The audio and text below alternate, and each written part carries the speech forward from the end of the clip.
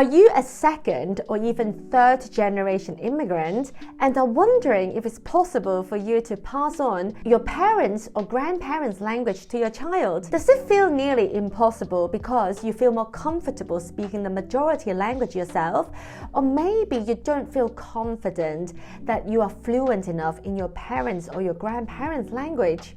If these questions resonate with you, this is the video for you. I've met so many parents in a similar situation, and one of my regular viewers posed this question too, which is why I have decided to make this video to dive deeper into this subject and offer some practical tips and solutions. Keep watching to find out how you can still raise your child to be bilingual even if you're not 100% fluent in the target language yourself. Hi there, welcome to my channel. If you're new here, welcome. My name is Kai and I am a UK-based mom actively raising my kids to be trilingual in Russian, Chinese and English.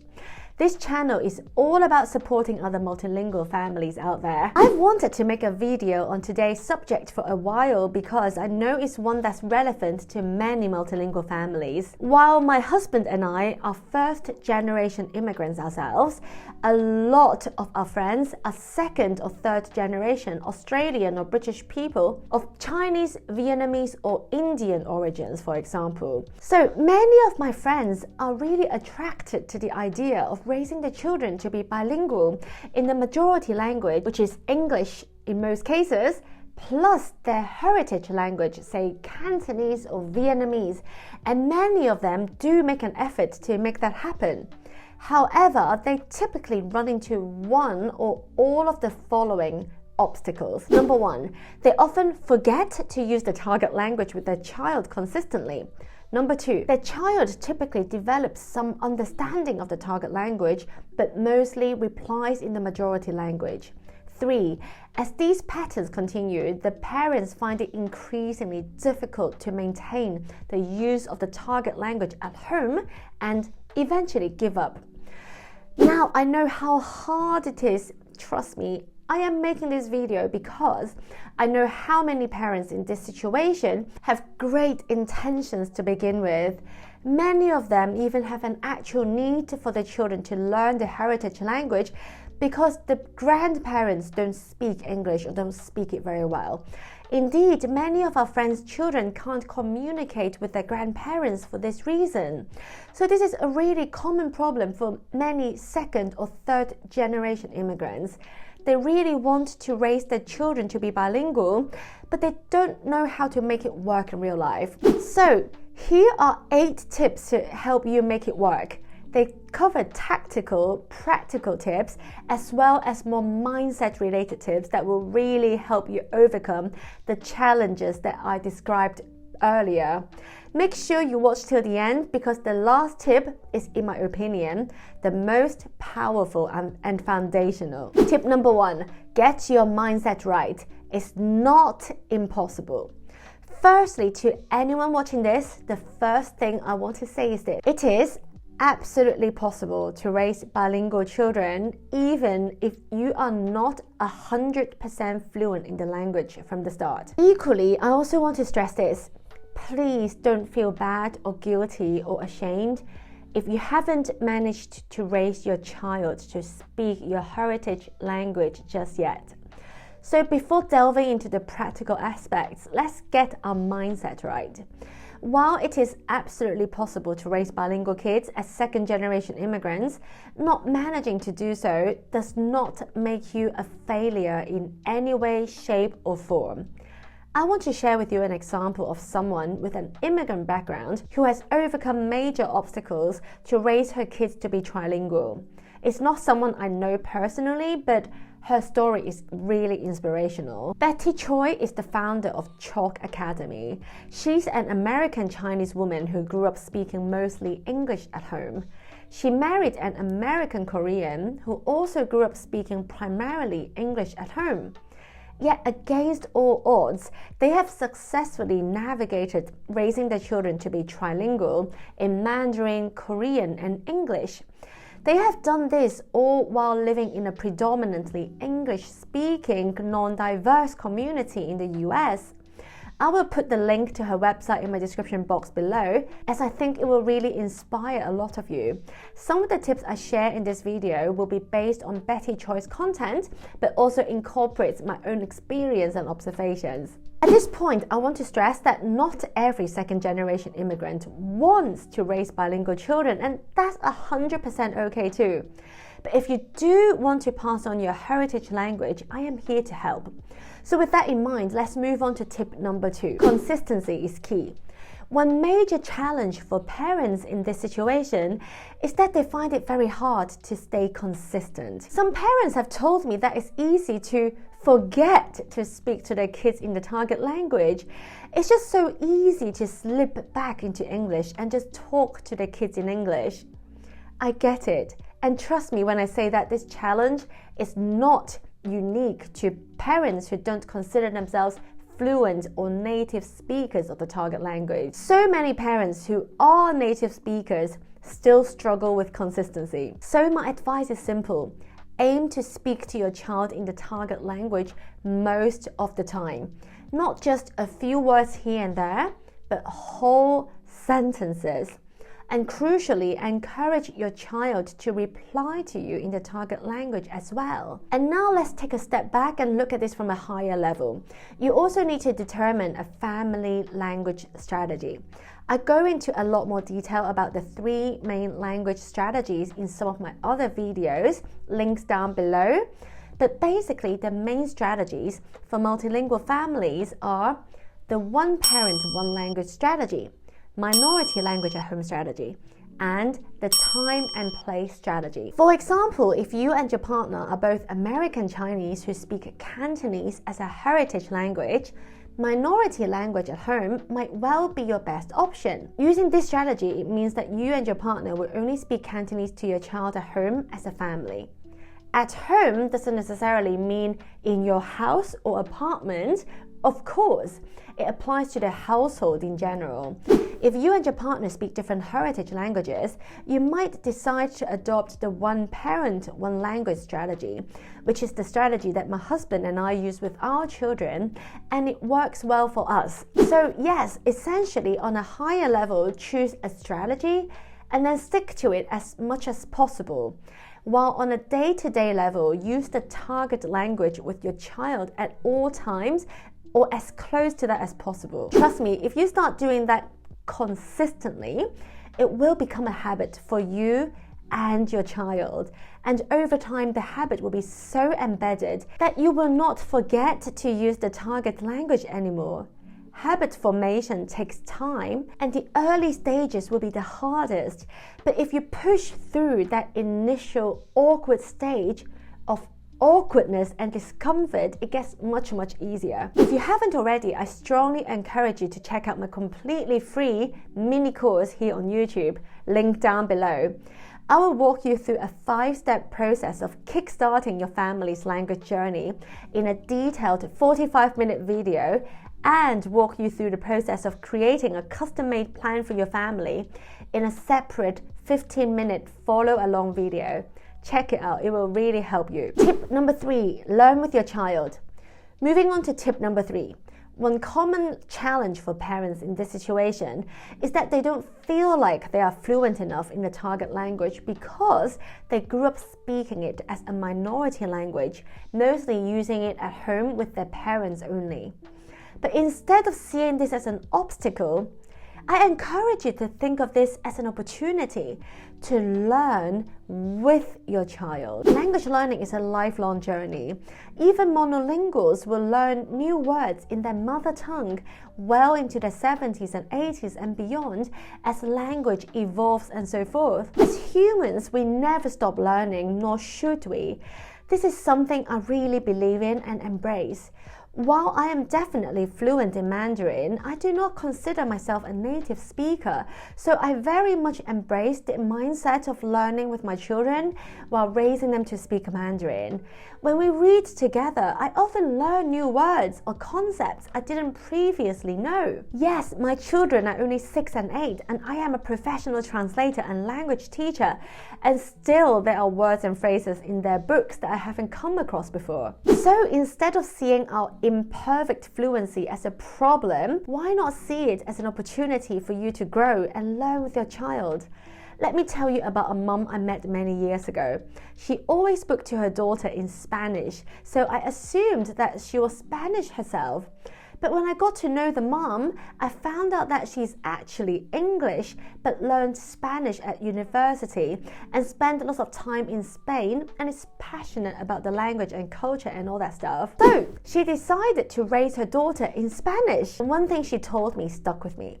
She said this: if I don't know a word, it would be fun to look it up in a dictionary together. I think this mum's attitude is so inspirational. She didn't even grow up speaking Spanish as a child, but I think her can-do attitude and willingness to learn with her child are so amazing that we can all learn from it. Tip number 4, create immersion. Now let's move on to tip number 4. Try to create language immersion at home. This tip actually applies to anyone raising bilingual or multilingual kids at home, but is especially relevant if you are not 100% fluent yourself, as both you and your child will need an extra boost in getting language input. In practical terms, that means surrounding yourself with books and music and even TV in the target language. Stick language posters on the fridge so you and your child get to see words in the target language every time you go to the kitchen. All these little touch points will create extra exposure to the target language that adds up and compounds over time. By the way, if you're enjoying this video so far, be sure to like and subscribe so more parents like you can benefit from my content. Thank you so much. Tip number 5, engage with the community. Now moving on to tip number 5 is all about people and social interaction. Let me tell you about my cousin's son. He lives in Germany and is raised to be bilingual in German and Mandarin Chinese. However, he was unwilling to speak Chinese with his mum until he spent a week with us in the summer a few years ago. Interacting with his cousins, my children, in Chinese and seeing his mum and me talking in Chinese, it seemed to totally change his perception of the language and made him want to speak it. So I encourage you to connect with other families who speak your heritage language. Community centers, online groups or play groups can be invaluable resources. Not only does this give your children someone their own age to interact with in the target language, but it also helps you feel supported. Hanging out with other families who are also going through what you are going through and understand your struggles is really one of the best things you can do on this journey. For us, days out with my Chinese friends and their children are always super rewarding.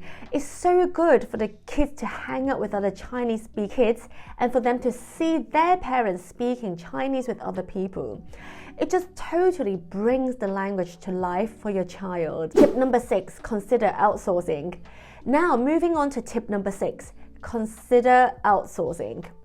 For parents who aren't 100% in the target language, you might want to consider outsourcing some of the language teaching to tutors, classes, or even a bilingual au pair or nanny. This can provide a regular, structured input of the heritage language that might be hard to achieve at home. Look, my husband is a native Russian speaker and always speaks to the children in Russian at home.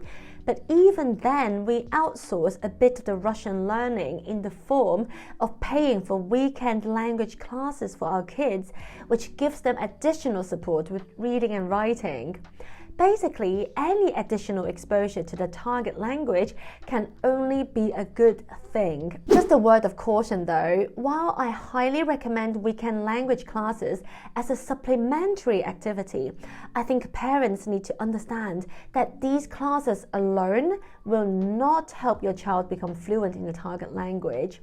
A couple of hours of exposure and interaction with the language simply isn't enough to establish fluency.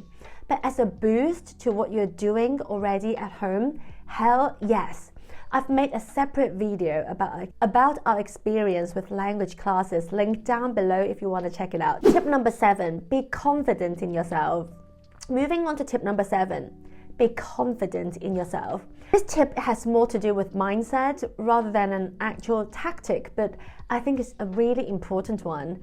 I encourage you to nurture the inner confidence in yourself. Look, you don't need to be 100% perfectly fluent to pass on a language. Look at it this way. Many parents who are 100% native speakers of the target language do not manage to raise bilingual kids for various reasons. Your knowledge of the language, no matter how incomplete it may seem to you at this point in time, is an extremely valuable tool. A lot of my friends who are second-generation immigrants tell me that their Chinese maybe isn't good enough, but when I try speaking to them in Chinese, they are all, without exception, really fluent, even if they don't see it like that themselves. So please, if you're watching this, I encourage you to become more confident in what you know and use it as a foundation for learning together with your child. And don't forget that you have all the cultural knowledge as well. The food, the traditional customs, and everything else that's associated with the target language have become a significant part of your life and lives within you. And you can pass all this on to your child if you choose to.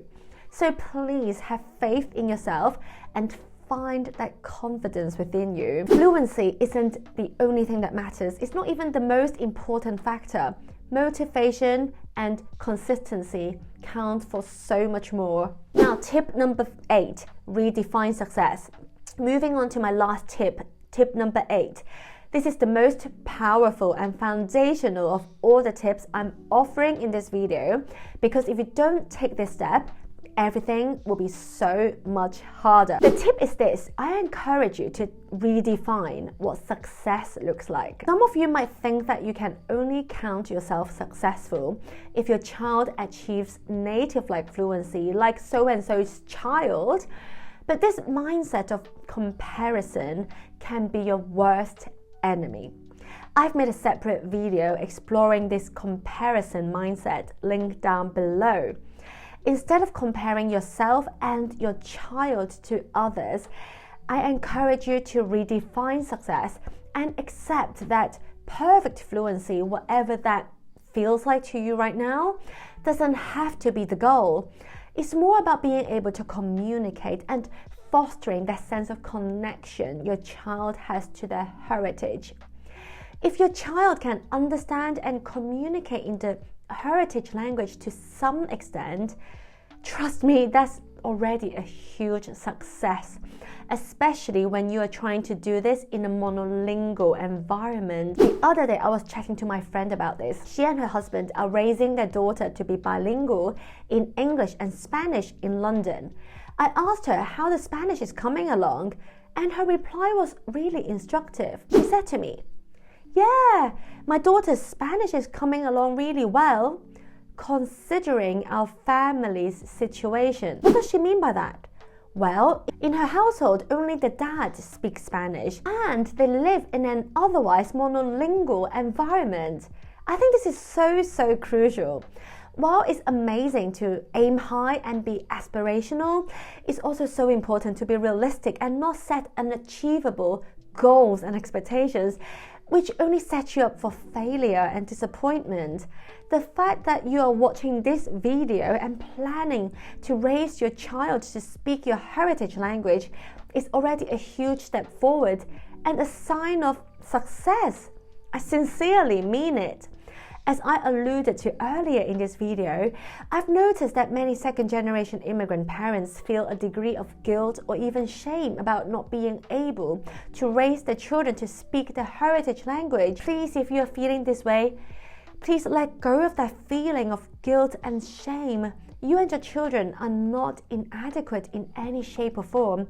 You are adequate as you are, but if you do want to make the heritage language part of your life, you can always take that first step today, right now. Okay folks, so that's our 8 tips for today. Which of these tips resonates the most with you? Share in the comments below. If you want to create a family language plan in 15 minutes, watch the next video right now.